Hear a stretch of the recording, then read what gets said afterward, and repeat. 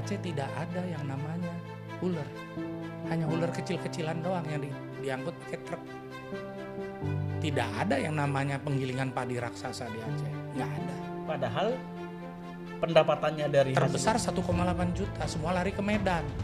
Medanlah yang menikmati value added-nya menjadi beras. Kami beli beras mahal di Medan 17.000. Ya, yang lebih gila lagi, kulit padinya namanya sekam. Itu 40 miliar 1 tahun nilainya. Menjadi makanan ternak, dibelilah oleh perusahaan pengolah ternak Carun Pokphand di Medan. Tidak ada di Aceh. Kirimlah kelapa ribuan ton ke Medan. Jadilah jadi seperti apa misalnya ya? Jadi santan, oke? Jadi jelly. Ada pabriknya di Aceh? Tidak ada. Kalau Anda tanya dengan Sultan, itu by design atau kebetulan? By design. Jadi ada by design. Oh, jelas. Kalau ada kebijakan, pastikan hilirisasi berada di Aceh. Olah kelapa di Aceh, banyak dong anak-anak teknik di Aceh jadi belajar. Ya.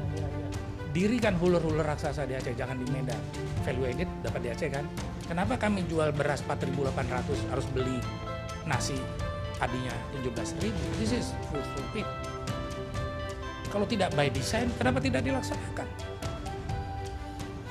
Saya mengundang investor hilirisasi di Aceh.